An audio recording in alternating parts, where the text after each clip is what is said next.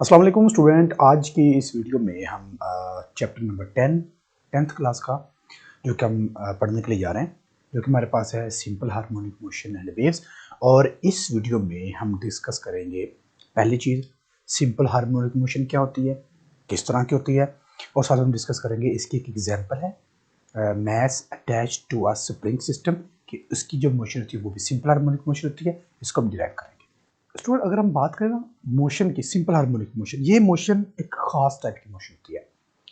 अगर आप वापस नाइन्थ में जाएं तो नाइन्थ में हमने ये पढ़ा था कि जो मोशन होती है उसकी टाइप्स में ट्रांसलेटरी मोशन होता है, वाइब्रेटरी मोशन होता है और रोटेटरी मोशन होती है। ठीक है, ये हमने नाइन्थ में पढ़ा था। 10th में भी हम पढ़ रहे हैं harmonic motion, simple harmonic motion. और सिंपल हार्मोनिक मोशन को हम शॉर्ट फॉर्म में कहते हैं SHM, सिंपल हार्मोनिक मोशन। ठीक है, और साथ में वेव क्या है वो हम इस चैप्टर में टॉपिक है उसमें हम डिस्कस करेंगे। पहले बात करते हैं सिंपल हार्मोनिक मोशन क्या होती है। ये जो मोशन है ना, ये बाकी जो भी हमने नाम लिए 3 मोशन उनसे हटकर है। ये खास किस्म की मोशन होती है, स्पेशल टाइप की मोशन होती है। इसके अंदर जो जब हम फोर्स अप्लाई करते हैं तो डिस्प्लेसमेंट जो होता है वो एक्सेलरेशन के डायरेक्ट प्रोपोर्शनल आता है। कैसे आता है वो हम इसमें देखते हैं। सपोज करते हैं कि हमारे पास एक हमारा जो पहली एग्जांपल है सिंपल हार्मोनिक मोशन की, वो है मैस अटैच्ड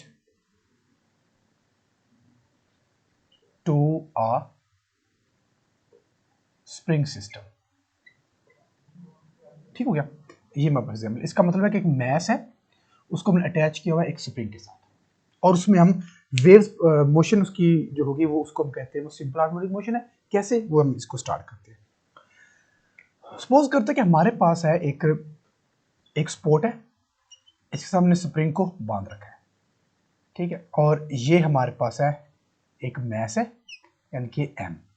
ये स्पोर्ट से हमने स्प्रिंग को बांधा हुआ है। ये हमारा फिगर नंबर 1 है। अब ऐसा करते हैं कि इस मैस के ऊपर हम फोर्स अप्लाई करते हैं और इसको खींचते हैं, क्योंकि ये स्प्रिंग है।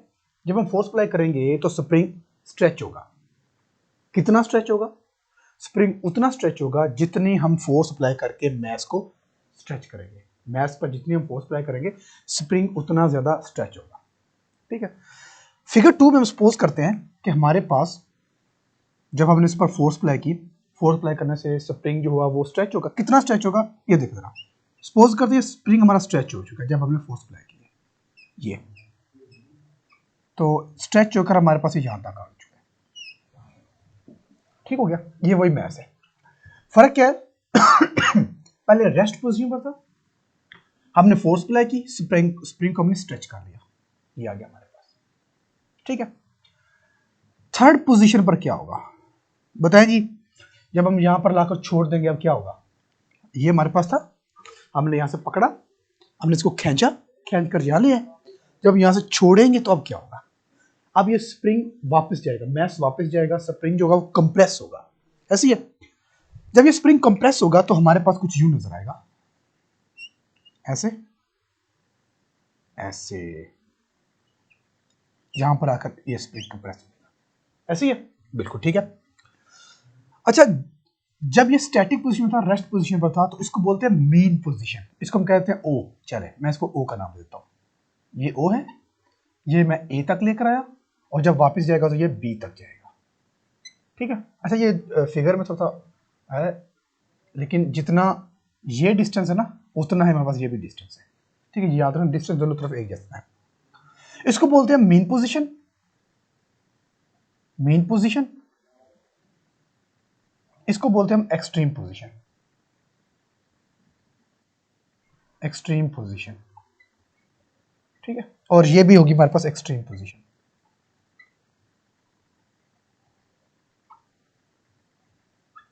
ठीक हो गया, चले।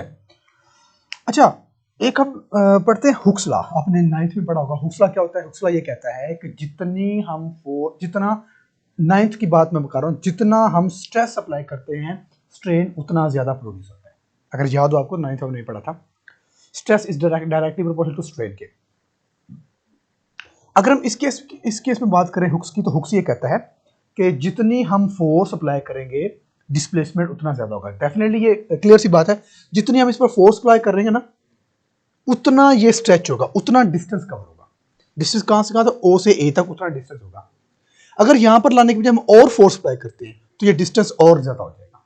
ठीक है, तो इसका मतलब है जो हुक्स लॉ है ना, वो कहता है according to Hooke's law, according to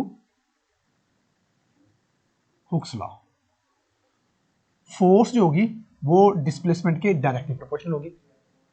ठीक है, अब डायरेक्टली प्रोपोर्शनल जो साइन होता है उसको खत्म करने के लिए हम दो चीजें यूज करते हैं। कौन कौन सी, याद रखना है कि इक्वल यूज करते हैं और एक कांस्टेंट यूज करते हैं। तो फोर्स इक्वल के एक्स, और साथ में माइनस अपीयर होता है। अब ये माइनस किस लिए, माइनस का मतलब ये होता है, देखिए हमने फोर्स अप्लाई की, हमने इसको खींचा यहां तक लेकर आए, फोर्स की डायरेक्शन ये थी, डिस्प्लेसमेंट इस डायरेक्शन में कवर हुआ। लेकिन जब यहां पर हम लाकर अभी हमने पकड़ा हुआ है, फोर्स अप्लाई है, छोड़ा नहीं अभी तक, डिस्प्लेसमेंट इस डायरेक्शन में था। जब यहां से हम, अब एक्चुअल में इसमें टेंडेंसी है वापस ओ पर जाने की, जब हम इसको ए पर लेकर आए इसमें टेंडेंसी है वापस ओ पर जाने की। इसका मतलब है कि जो हमने फोर्स अप्लाई की है वो डिस्प्लेसमेंट के रिवर्स डायरेक्शन में होगी। ठीक है, चलें जी, तो इसको हम यूं भी कर सकते हैं, k is equal to minus F over X, कह सकते हैं इसको, सॉरी हाँ ठीक है एफ ओवर एक्स कर सकते हैं, क्योंकि एक्स को हम इधर लाकर डिवाइड कर देते हैं। अब k क्या चीज होता है, k को हम बोलते हैं स्प्रिंग कांस्टेंट।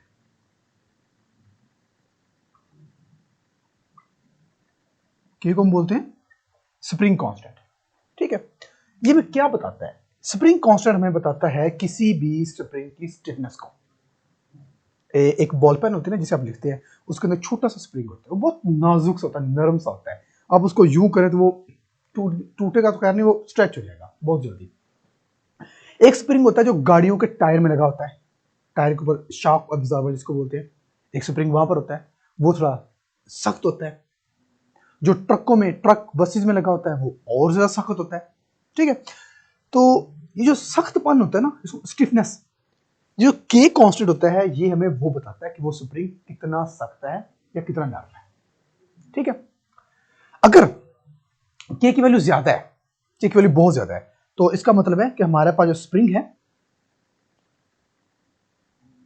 वो उतना ज्यादा स्टिफ है। ठीक है, अगर के की वैल्यू हमारे पास बहुत ज्यादा है ना, मतलब सपोज करते हैं कि हमारे पास दो स्प्रिंग है, एक स्प्रिंग में जो के की वैल्यू है सपोज वो 10 आ रही है, एक स्प्रिंग में के की वैल्यू हमारे पास 5 आ रही है, तो ये हमारे पास ज्यादा वैल्यू है, तो इसका मतलब ये स्टिफ होगा। स्टिफ मतलब सख्त होगा।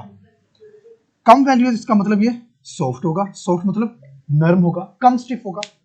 ठीक है, तो के की वैल्यू एक्चुअली हमें बताती है स्प्रिंग की स्टिफनेस के बारे में। ठीक है, stiffness of spring,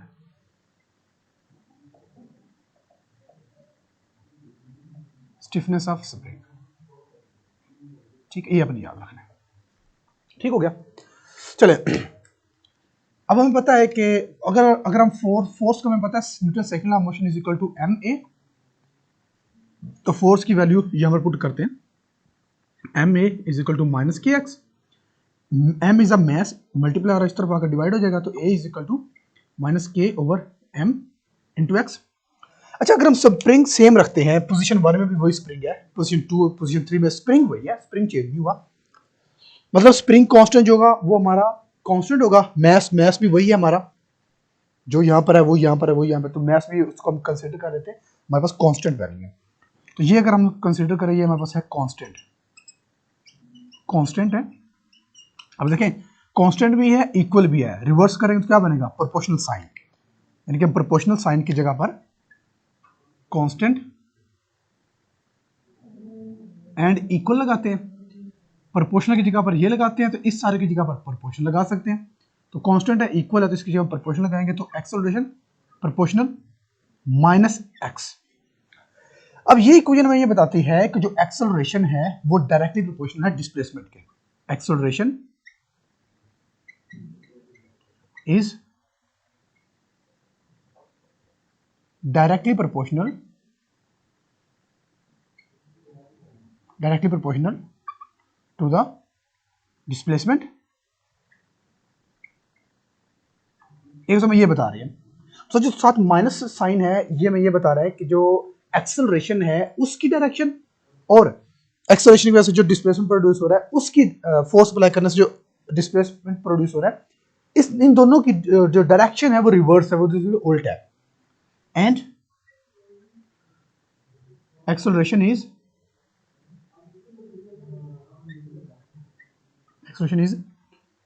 toward mean position.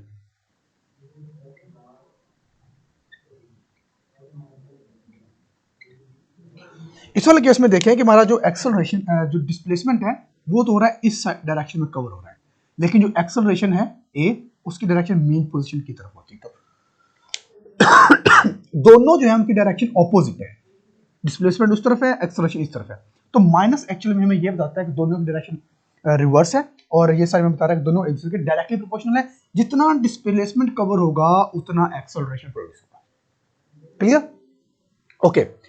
अच्छा, एक और चीज याद रखें, अगर हम एनर्जी को डिस्कस करते हैं ना, मीन पोजीशन पर याद रखनी है हमारे पास जो काइनेटिक एनर्जी होती है, काइनेटिक एनर्जी होती है वो मैक्सिमम होती है, मैक्सिमम होती है, और जो पोटेंशियल एनर्जी होती है वो मिनिमम होती है। ये एक आपने याद रखना है। अगर हम एक्सट्रीम पोजीशन की बात करें तो एक्सट्रीम पोजीशन पर काइनेटिक एनर्जी जो होगी वो मिनिमम होगी, और जो पोटेंशियल एनर्जी होगी वो मैक्सिमम होगी। मीन एक्सट्रीम पोजीशन का मतलब है हाइट पर, पोजीशन की वजह से, हाइट की वजह से या पोजीशन की वजह से एनर्जी होगी वो पोटेंशियल एनर्जी होगी। ये हम क्लास 9 में पढ़ चुके हैं। क्योंकि हमने मास की पोजीशन चेंज की है, तो पोजीशन चेंज करने की वजह से इसमें पोटेंशियल एनर्जी होगी और वो मैक्सिमम होगी। सेम इसी तरह जो ये वाली सिचुएशन है वो यहां पर आएगी, जो काइनेटिक एनर्जी है वो हमारी मिनिमम होगी, और जो पोटेंशियल एनर्जी है वो हमारी मैक्सिमम होगी। ठीक हो गया? ये चीज याद रखना है। O से A के दरमियान में कोई एक ऐसा पॉइंट होगा जहां पर पोटेंशियल काइनेटिक इक्वल हो सकती है, लेकिन अगर हम O A B को देखें, काइनेटिक एनर्जी मिनिमम है, पोटेंशियल मैक्सिमम है, काइनेटिक मैक्सिमम है, पोटेंशियल मिनिमम। ठीक हो गया? अच्छा, दूसरी चीज है कि अगर इसके हम टाइम पीरियड की बात करें, टाइम पीरियड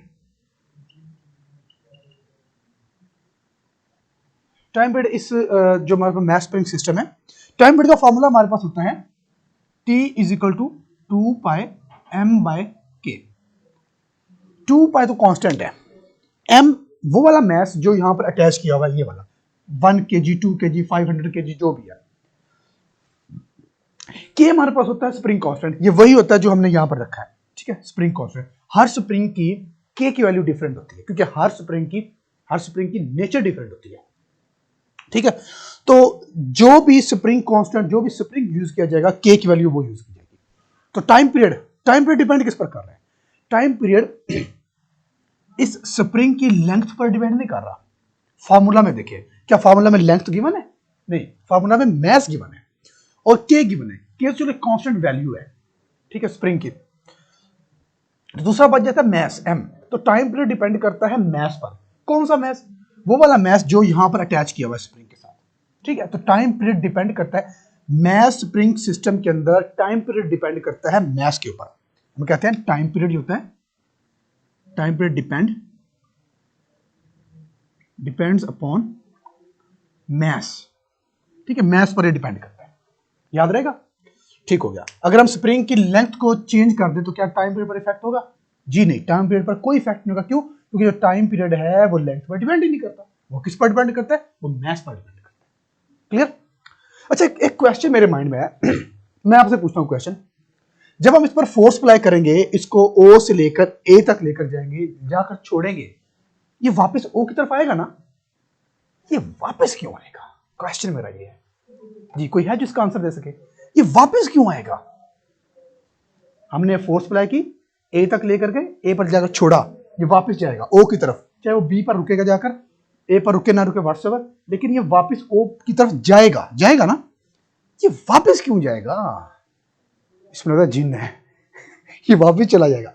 नहीं भाई, इनफैक्ट होता क्या है कि जो हम फोर्स अप्लाई कर रहे होते हैं इस पर, हमने हमने फोर्स अप्लाई की, इसको ए पर लेकर आए, जो हमने फोर्स अप्लाई की, जो हमने ताकत लगाई है, जो हमने पावर लगाई है, वो सारी सारी इस स्प्रिंग में स्टोर हो जाती है।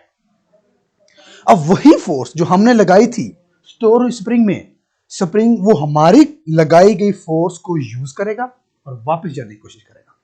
अपने पल्ले से वो कुछ नहीं लगाएगा, वो हमारी लगाई फोर्स को यूज करेगा, है ना? अजीब। तो वो वाली फोर्स जो इस स्प्रिंग को वापस अपनी मेन पोजीशन पर लेकर जाएगी, उस फोर्स को हम नाम देंगे रिस्टोरिंग फोर्स। मैं यहां पर लिखता हूं, स्पेस कम है बट मैं चले हम यहां पर लिख देते हैं, द फोर्स which responsible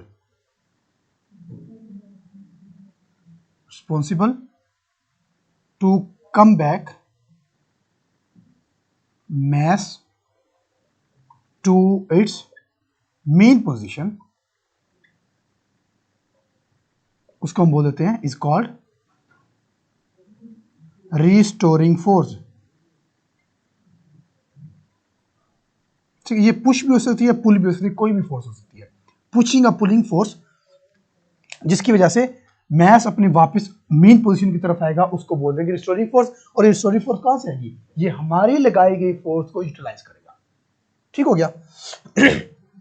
अच्छा, एक और चीज याद रखें, जब हम फोर्स लगाकर इसको ए पर लेकर जाएंगे ना, छोड़ेंगे, ये वापस ए की तरफ आएगा, ओ की तरफ आएगा। याद रखना है, ये ओ पर स्टॉप नहीं होगा, ये ओ को क्रॉस करके बी पर चला जाएगा। फिर बी से जब वापस ओ की तरफ आएगा ना, तो ये ओ पर रुकेगा नहीं, ये ए की तरफ चला जाएगा। फिर ए पर जब पहुंचेगा तो फिर वापस आएगा ओ की तरफ, लेकिन ओ पर रुकेगा नहीं, वापस बी पर चला जाएगा। तो ये ऑसिलेट कर रहा है, ये इस तरह, ये आगे पीछे भी हो सकता है, ये ऊपर नीचे भी हो सकता है। तो ये ऑसिलेट कर रहा है, इसको बोलते हैं वेव, इसमें वेव प्रोड्यूस हो रही है, ऑसिलेशन कर रहा है। ठीक है? अच्छा, अगर हम बात करें ना इसकी ए पोजीशन की, तो पॉइंट ए पर जो इसकी वेलोसिटी होगी ना, वो 0 होगी। Velocity is 0। ठीक है? ओ पर क्यों नहीं रुकेगा? क्योंकि ओ पर जो इसकी वेलोसिटी होगी मैक्सिमम होगी वो। ठीक है? अगेन जो बी पॉइंट पर आकर रुकेगा, रुककर फिर वापस ओ की तरफ जाएगा। क्यों? क्योंकि इसकी वेलोसिटी होगी 0। ठीक है? तो ओ पर क्यों नहीं रुकता? क्योंकि ओ पर जो वेलोसिटी होती है वो मैक्सिमम होती है, वेलोसिटी मैक्सिमम होती है। मैक्सिमम वेलोसिटी होने की वजह से हमारा जो ऑब्जेक्ट होगा, हमारा जो मैस होगा, वो ओ पर नहीं रुकेगा, क्योंकि वेलोसिटी ढेर सारी है, वो बी की तरफ जाएगा, बी पर रुकेगा। ये एक्सट्रीम पोजीशन है, ये बिल्कुल वैसी है जैसे मैंने बात की, जब हम किसी ऑब्जेक्ट को वर्टिकल अपवर्ड फेंकते हैं तो कुछ हाइट पर जाकर वो स्टॉप हो जाता है। स्टॉप होने का मतलब है उसकी वेलोसिटी 0 हो जाती है। तो बिल्कुल उसी तरह एक्सट्रीम पोजीशन पर इसकी वेलोसिटी 0 हो जाएगी, और इस एक्सट्रीम पोजीशन पर भी इसकी वेलोसिटी 0 हो जाएगी। मैक्सिमम होगी इसकी मेन पोजीशन पर। अब एक चीज जरा नोट करें, मेन पोजीशन पर velocity maximum, kinetic energy maximum, लेकिन पोटेंशियल मिनिमम। एक्सट्रीम पर आए, velocity 0, kinetic energy 0, potential energy maximum. Same इसी तरह ये वाला। ठीक है? ये आपने याद रखना है। और इसके अलावा जो इसका टाइम पीरियड है, ये अपना फॉर्मूला याद रखना है। टाइम पीरियड इसका डिपेंड करता है मैस पर। किस पर डिपेंड करता है? मैस पर, लेंथ पर डिपेंड नहीं करता। तो ये था हमारा आज का टॉपिक, जिसमें हमने डिस्कस किया है mass attach to a spring system, जो कि सिंपल हार्मोनिक मोशन की एक स्पेशल टाइप है, एक स्पेशल एग्जांपल है। सिंपल हार्मोनिक मोशन की डेफिनेशन क्या होती है वो हम नेक्स्ट लेक्चर में पढ़ेंगे। और इसके साथ साथ एक चीज और याद रखें, हमारे पास की ना स्प्रिंग हार्मोनिक मोशन की 3 एग्जांपल हैं। एक हमारे पास mass attach to spring system है, एक हमारे पास बॉल एंड बॉल सिस्टम है। हम लिख देते हैं यहाँ पर, ये हमारे पास ए है, और बी जो हमारे पास है वो है बॉल एंड बाउल सिस्टम। ठीक है? और जो सी है वो हमारे पास है सिंपल पेंडुलम।